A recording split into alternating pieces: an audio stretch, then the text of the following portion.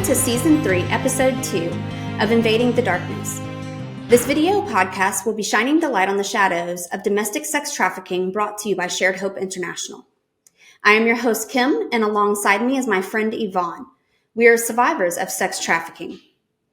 Together, we are dedicated to breaking the silence. Invading the Darkness is produced by Shared Hope International.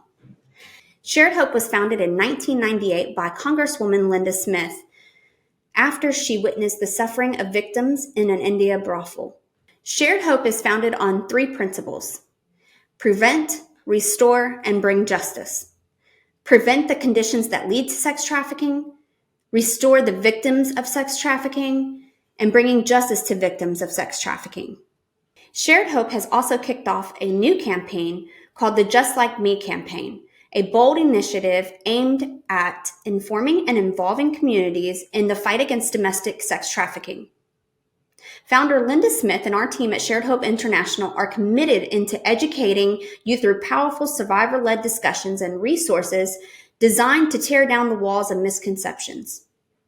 In each episode of this season's podcast, we'll introduce to you brave survivors who have opened up to share their stories. Whether you're a longtime advocate or just beginning to understand the complexities of sex trafficking, this season promises to enlighten and inspire you with real-life stories and experts' insights. Join us as we explore stories of resilience, hope, and transformation. Watch Invading the Darkness on YouTube now and participate in the conversation that could change your perspective on the world. In the second episode of this season, we feature an in-depth interview with Robert. After Kim and I will wrap up things with a discussion.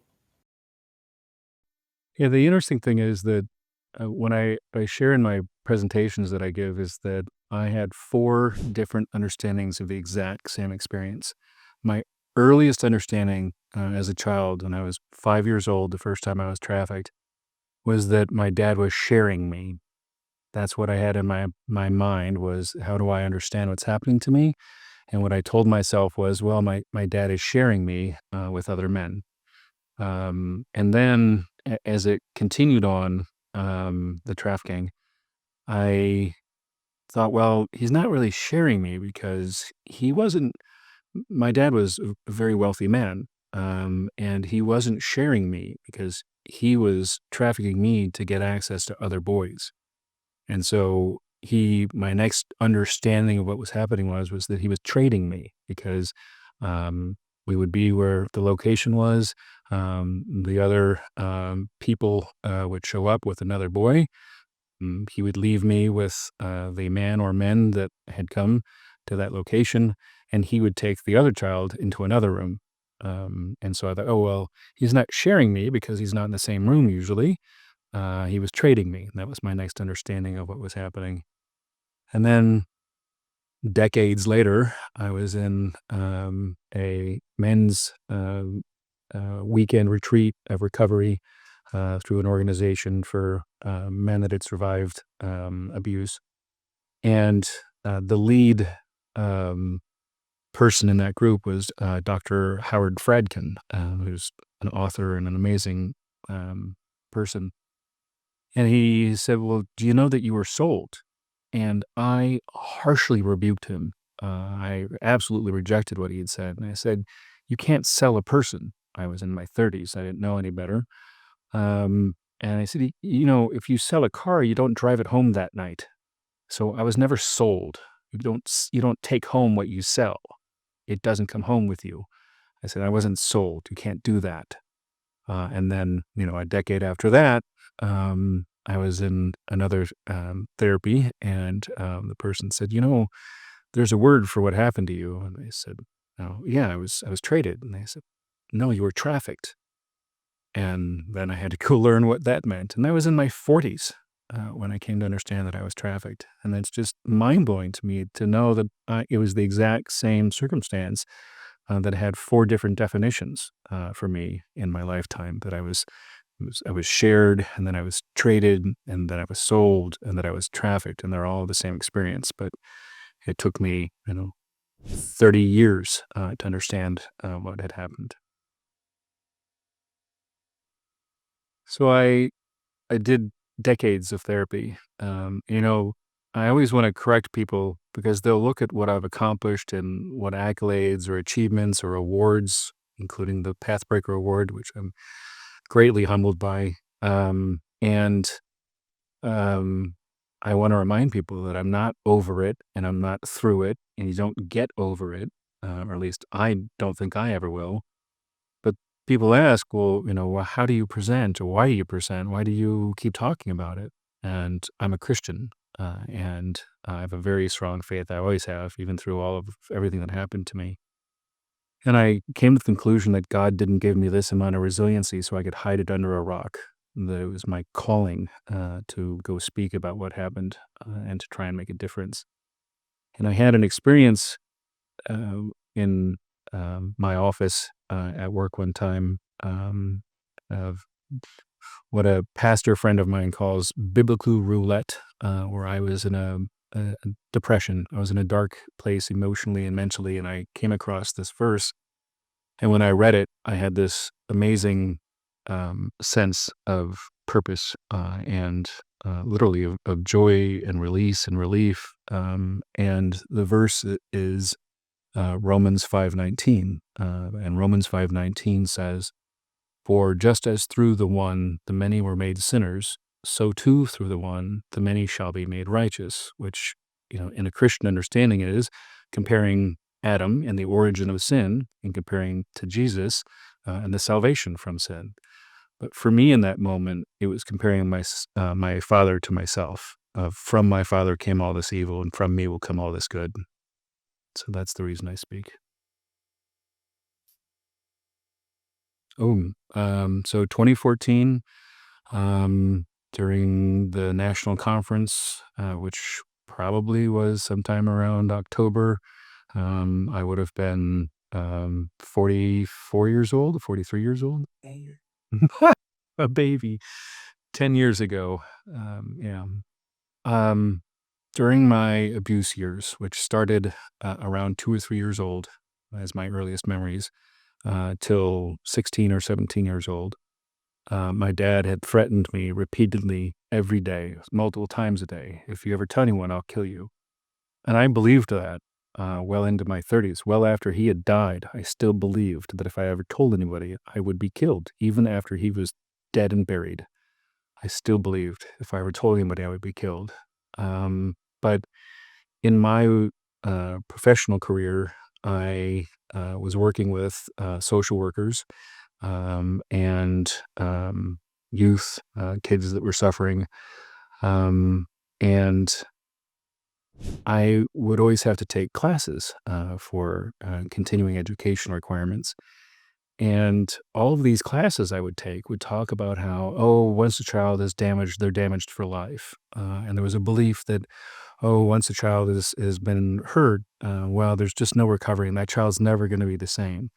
And I'd sit in these classes and think to myself, well, I'm here. I went through a terrible childhood and I'm here and I'm functional. Why are they teaching this? And it was infuriating to me. And so I started to create a presentation that I intended to only give to social workers, human service, Department of Human Services, caseworkers, to tell them you're wrong. Children can survive terrible things and become functional adults.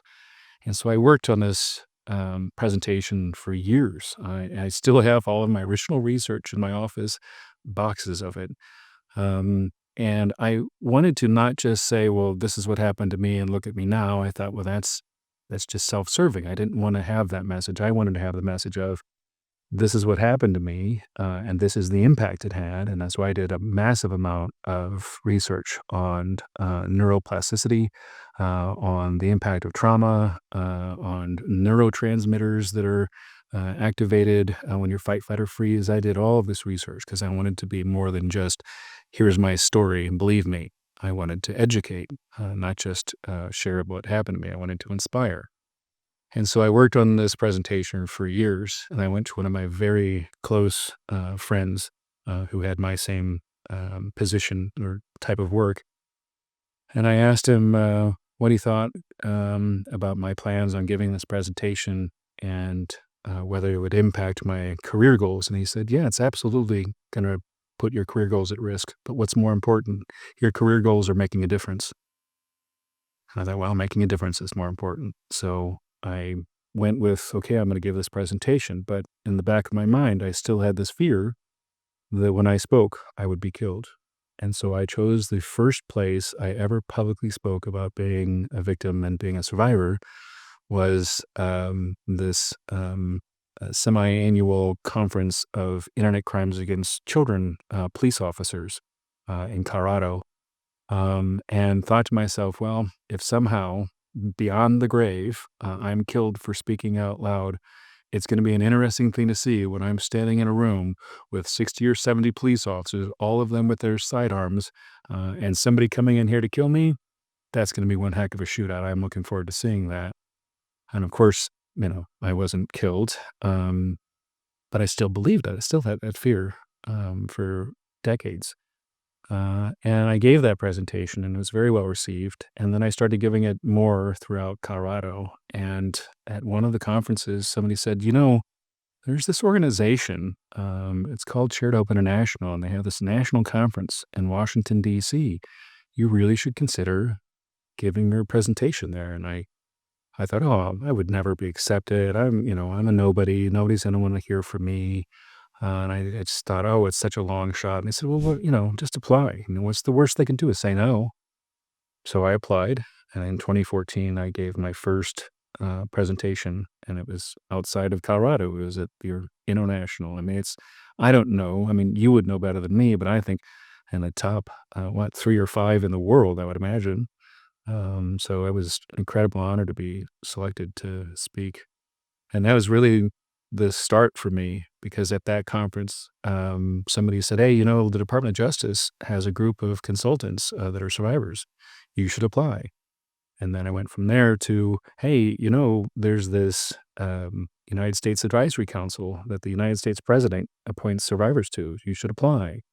And then along the same time, there was a National Advisory Committee on the Sex Trafficking of Children in the United States. And you should apply. And so I just kept applying, and everybody kept accepting me. And yeah, I've been appointed by 2 U.S. presidents. I've been appointed by 2 different governors. I've been appointed by 2 different chief justices of Colorado Supreme Court. And I've been blessed. And every day when I pray, the first thing I say is, thank you, God. Welcome back. Wow, we just heard some incredible things from Robert. A couple of the things that he mentioned that really stood out to me was the importance of breaking the silence surrounding abuse and his commitment to the advocacy and education. Those are just some really powerful statements that he had to say. Yvonne, what do you think about that? Well, breaking the silence is definitely something that we are trying to do with the Just Like Me campaign. And along with Shared Hope International, raising awareness, and not just for the communities and for other advocates, but also for other survivors. And I've watched Robert walk alongside other survivors and just really take him in, like, if it wasn't for this survivor, they're just a really good pair together. And so watching that relationship unfold and blossom has just been a beautiful thing, which, Kim, you and I have that same relationship. We've walked out survivorhood together, and now we're being a voice. And so Robert nailed it right there. Yeah, absolutely. I couldn't agree with you more, Yvonne. Just having the support in the community and having that survivor support, it just means so much in our healing journey. We cannot do this healing alone, right? So just having one another, and also being a voice and an advocate for those who yet have not been able to find their voice, or they're not ready to really speak up, or they don't know how to advocate for themselves just yet. They need us leaders to go above, in front of them, and to be able to really support them and hold them up with the advocacy efforts, So I just think that's a really crucial part, and what a great conversation. So next week, we have part 2 of Robert's interview as he shares his life experiences.